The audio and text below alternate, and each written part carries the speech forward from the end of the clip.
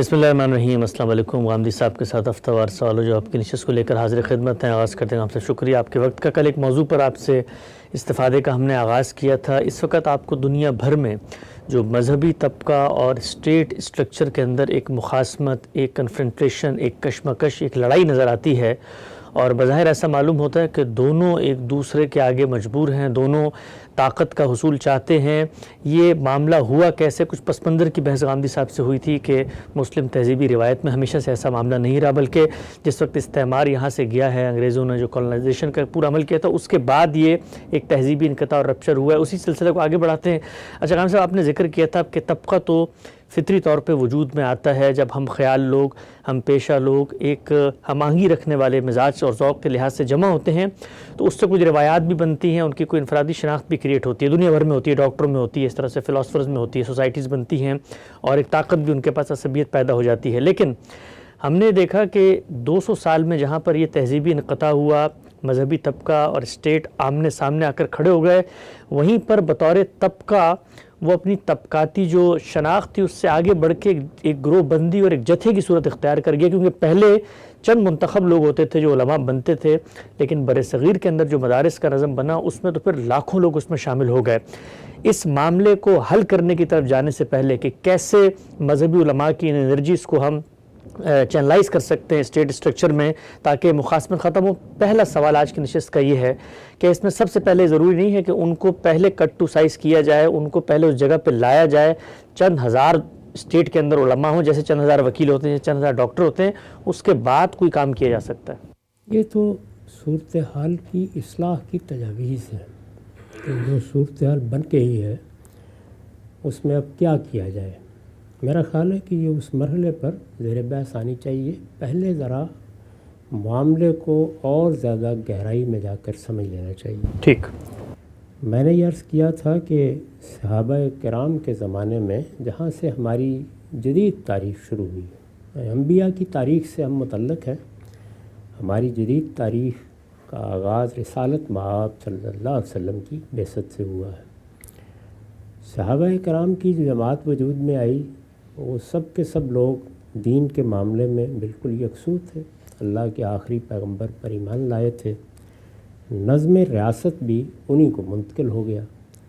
اس میں ابھی علماء اس طریقے کے تو پیدا ہی نہیں ہوئے تھے، لیکن جن لوگوں کا علمی ذوق تھا، جیسے ہم سیدنا معاذ بن جبل کے بارے میں سنتے ہیں، یا سیدنا عبداللہ بن عباس، یا عبداللہ بن عمر، یا عبداللہ بن مسعود، اسی طرح بعض دوسرے صحابہ، وہ یہ سمجھتے تھے کہ ان کی خدمت ہے، وہ یہ خدمت انجام دے رہے ہیں۔ ان میں سے کوئی قرآن پڑھا رہا ہے، کوئی لوگوں کو تعلیم دے رہا ہے، کوئی حدیث لوگوں کو سنا رہا ہے۔ یہ سب چیزیں تو اپنی جگہ ہو رہی تھیں، لیکن کوئی طبقاتی کشمکش کا سوال نہیں تھا۔ بعد کے زمانوں میں نے یہ عرض کیا تھا کہ تعداد بڑھتی چلی گئی اور پھر قوت بھی حاصل ہو گئی۔ بڑی غیر معمولی سلطنت تھی بنو امیہ کی۔ اگر آپ دیکھیں تو میں نے بارہا توجہ دلائی ہے کہ یہ سلطنت کسی ایک چھوٹے سے علاقے میں نہیں تھی، کسی ایک ملک میں نہیں تھی، یہ 3 بر اعظموں کو چھو رہی تھی۔ اتنی بڑی سلطنت میں لوگ مسلمان ہوتے چلے گئے، جس طریقے سے دوسرے پیشے اختیار کرتے تھے، وہ دین کے عالم بھی بنتے تھے۔ ان کے لیے ریاست کے اسٹرکچر میں یا سلطنت کے نظم میں ایک جگہ پیدا کر لی گئی، اور پھر بہت امن و امان کے ساتھ معاملات ہوتے رہے۔ کشمکش کے مواقع اس میں بھی آئے۔ ایسا ہوا کہ کبھی علماء نے کوئی بات منوانا چاہی، ریاست نے مزاحمت کی۔ ایسا بھی ہوا کہ ریاست نے کوئی بات منوانا چاہی تو علماء نے مزاحمت کی۔ تو مزاحمت اور کشمکش کے مواقع تو تاریخ میں آئے، اور بعض جلیل القدر علماء کو تعذیب کا ہدف بھی بننا پڑا، لیکن اس طرح کا کوئی مسئلہ پیدا نہیں ہوا۔ استعمار میں مسلمانوں کا وہ نظم درہم برہم ہو گیا، بہت بڑے پیمانے پہ درہم برہم ہو گیا، اور جب استعمار نے اپنا بستر اٹھایا اور یہ سب علاقے خالی ہوئے، اس وقت مسلمانوں کو پہلی جنگ عظیم میں شکست ہو چکی تھی، دوسری جنگ عظیم میں بھی صورتحال اسی طرح کی تھی، اس وقت بھی وہی صورتحال ہے، لیکن ایک نیم خود مختاری بہت سے ملکوں میں مل گئی۔ 49-50 ملک ہم دیکھتے ہیں اس میں جو روایتی علم ہے اس کے سامنے تو ایک ہی چیز ہے، اور وہ یہ کہ وہ یہ چاہتا ہے کہ جو چیز استعمار کے آنے سے منقطع ہوئی تھی اس کو پھر وہاں سے متصل کر دیا جائے۔ اس کی صورت میں گفتگو ہو سکتی ہے، بات ہو سکتی ہے، لیکن متصل کر دیا جائے۔ ان کا استدلال بھی سمجھنا چاہیے کیا ہے۔ یہ تو ایک چیز ہے نا کہ وہ ایک جمعیت بن گئے ہیں، ان کی بڑی طاقت ہو گئی ہے، ان کا استدلال کیا ہے؟ وہ یہ کہتے ہیں کہ جب بھی کسی قوم کا کوئی نظم وجود میں آئے گا، کوئی ریاست وجود میں آئے گی، تو اس قوم کو کیا جہلا کے سپرد کر دیا جائے گا؟ یہ جو اس وقت آپ نے ریاستیں قائم کی ہوئی ہیں، ان میں بھی تو آپ یہ چاہتے ہیں نا کہ پڑھے لکھے لوگ، جدید قانون سے واقف لوگ، جدید ریاست کے نظم سے واقف لوگ وہ سامنے آئیں، وہ یہ کردار سنبھالیں، زیادہ سے زیادہ انہی کے ہاتھ میں اقتدار کی باغ ہے، یہی چاہتے ہیں۔ تو ہم مسلمان ہیں، مسلمان کی حیثیت سے ہم دین کے علم کو کیسے نظر انداز کر سکتے ہیں؟ وہ لوگ جو فیصلہ کرتے ہیں کہ وہ دین کا علم حاصل کریں، ان کو سوسائٹی میں بالکل الگ کر کے رکھ دیا گیا ہے۔ یعنی ان کا استدلال یہ ہے، یہ تو ان کا اپنا اہتمام ہے کہ انہوں نے مدرسے قائم کر لیے، وہ دین کی تعلیم دیتے ہیں، وہ مسجدوں میں خدمات انجام دیتے ہیں۔ عامت الناس تو ان کے ساتھ محبت بھی کرتے ہیں، ان میں سے بہت سے ان کی بات بھی مانتے ہیں، لیکن ریاست کا نظم اس حقیقت کو تسلیم نہیں کرتا۔ تو یہ چیز علمی لحاظ سے بھی غلط ہے، یہ تدبیر کے لحاظ سے بھی غلط ہے، اور یہ جو سوسائٹی میں عصبیتوں کی تنظیم کر کے ریاست کو چلایا جاتا ہے، اس فلسفے کے بھی خلاف ہے۔ وہ یہ استدلال کرتے ہیں۔ تو پہلے اس بات کو سمجھ لینا چاہیے کہ ان کی بات کی ایک جگہ ہے جہاں سے وہ بات کر رہے ہیں۔ ایک تو یہ اہم پہلو ہے۔ دوسری چیز یہ ہے کہ وہ بڑی تعداد میں ہوں یا کم تعداد میں، ان کے اندر جلیل القدر علماء اب بھی پیدا ہوتے ہیں۔ یعنی بہت بڑی تعداد میں آپ ہر سطح کے علماء کو دیکھ سکتے ہیں۔ ان میں سے بعض کے لیے ہمارے ہاں بہت تحقیر کے الفاظ بھی بولے جانے لگے ہیں، کسی حال میں نہیں بولنے چاہیے، تاہم ان میں بہت جلیل القدر لوگ آپ کو ہر طبقہ فکر میں مل جاتے ہیں۔ دین کے سمجھنے میں، دین کی شرح و وضاحت میں، قرآن مجید کی شرح و تفسیر میں، روایات پر خدمات انجام دینے میں، قانون کی وضاحت میں، وہ تسلسل کے ساتھ اپنی خدمات بھی انجام دے رہے ہیں۔ سوسائٹی کو بھی دین سے بالکل غیر متعلق تو لوگ کرنے میں کامیاب نہیں ہوئے، تو لوگ ان کی طرف رجوع کرتے ہیں۔ اس کے نتیجے میں صرف علماء ایک تعداد میں طبقے کی حیثیت سے نہیں رہتے، بلکہ ایک مذہبی طبقہ بھی وجود میں آ جاتا ہے۔ یعنی ایک دین کے جید علماء، ایک انہی کے طریقے پر تعلیم پانے والے ہزاروں کی تعداد میں وہ لوگ جو مدارس میں پڑھتے ہیں، اور ایک ان علماء کے ساتھ محبت کرنے والے، ان سے وابستگی رکھنے والے، ان سے دین سیکھنے والے اور ان کی ہدایت کے مطابق آگے بڑھ کر دین پر عمل کرنے والے لوگوں کی تعداد۔ صحابہ کرام کے زمانے میں تو سب دین پر عمل پیرا تھے، لیکن ہمارے ہاں ہم کہتے ہیں نا کہ فلاں آدمی بہت مذہبی ہو گیا ہے، یا فلاں آدمی نے بڑی دینی زندگی اختیار کر لی ہے، تو لوگوں کے اندر بھی یہ تقسیم پائی جاتی ہے۔ تو اس میں تعداد کم ہو یا زیادہ، ایک وہ تعداد ہے جو علم پیدا کرتا ہے، اور ایک وہ تعداد ہے جو تعلق پیدا کر رہا ہے۔ تو اس طرح اس مذہبی طبقے کی بھی ایک بڑی قوت ہماری سوسائٹی میں ہر جگہ موجود ہے، جہاں کہیں بھی آپ اس کو دیکھتے ہیں۔ تو اس کو پورے پس منظر میں دیکھنا چاہیے، اور یہ جہاں بھی ہوگا ایسے ہی ہو جائے گا، اس لیے کہ مذہب کو جاننے والے لوگ بھی ہوں گے، اس کے علماء بھی ہوں گے، علماء کی مختلف سطحیں بھی ہوں گی، اور اس کے ساتھ ان علماء سے زیادہ قریبی تعلق رکھنے والے یا ان پر اعتماد کرنے والے یا قیادت کے لیے ان کی طرف دیکھنے والے لوگوں کی بھی ایک تعداد لازماً پیدا ہو جائے گی۔ پھر ایک دوسرا عنصر ہمارے ہاں سامنے آیا ہے، وہ عنصر بھی اسی طبقے سے پیدا ہوا ہے۔ وہ عنصر ہے کہ جس نے یہ خیال کر کے کہ ہمیں جو کچھ حاصل کرنا ہے، جو ہماری حیثیت ہونی چاہیے، یا جس طرح مسلمانوں کے نظم ریاست کو ترتیب و تدوین سے گزرنا چاہیے، اس کے لیے جدوجہد کرنا پڑے گی۔ استعمار کے بعد انہوں نے یہ محسوس کیا کہ یہ آسانی کے ساتھ معاملہ نہیں ہوگا، لوگوں کے سوچنے کا انداز بدل گیا ہے، ریاست کس طرح کام کرتی ہے اس کے لیے کچھ نئے تصورات رائج ہو گئے ہیں۔ استعمار آ کے چلا نہیں گیا، وہ اپنے پیچھے اپنی میراث چھوڑ گیا ہے، ان کے ادارے، ان کا قانون، ان کے ضابطے۔ اس وقت بھی آپ دیکھیے نا کہ ایسا تو نہیں ہے کہ مغربی قوموں نے یہاں سے اپنا بستر سمیٹ لیا تو اس کے بعد ہم اپنی پرانی تہذیب کے ساتھ وابستہ ہو گئے۔ ہماری تہذیب پر، ہماری ثقافت پر، ہمارے رہن سہن پر، ہمارے اوضاع پر، ہمارے لباس پر، ہماری گفتگوؤں پر، ہمارے علم پر بے پناہ اثرات ہیں، اور ان بے پناہ اثرات کو ہم اپنی یونیورسٹیوں میں دیکھتے ہیں، اپنی دانش میں دیکھتے ہیں، اپنی گفتگوؤں میں دیکھتے ہیں، اور بحیثیت مجموعی یہ اثرات دنیا میں چونکہ غلبہ انہی قوموں کا ہے تو بتدریج اور بڑھتے چلے لباس جاتے میں ہیں، بھی نظر آتے اور ہر چیز میں، اوضاع میں بھی نظر آتے ہیں۔ یہ صورتحال ہمارے ہاں موجود ہے، یعنی یہ ایک واقعی صورتحال ہے۔ تو یہ فیصلہ ہوا مختلف سطحوں پر، تو اس میں دو طرح کی جدوجہد بھی وجود میں آ گئی ہے، اس کو بھی اس وقت سامنے رکھنا چاہیے۔ یعنی ہم کوئی اصلاح کی تجویز پیش کریں گے تو پہلے یہ دیکھنا چاہیے کہ کیا چیز ہے۔ ایک تو جہاں جہاں علماء نے یہ چاہا یا مذہبی طبقے نے یہ چاہا کہ اس کی پرانی حیثیت بحال ہو، اور وہ بحال نہیں کی گئی۔ زیادہ سے زیادہ آپ یہ کہہ سکتے ہیں کہ پہلی جنگ عظیم کے فوراً بعد یہ اگر بحال ہوئی تو جزیرہ نما عرب میں بحال ہوئی، اور وہاں ایک بڑی تحریک اٹھی، ترکوں کی حکومت کا خاتمہ ہو گیا۔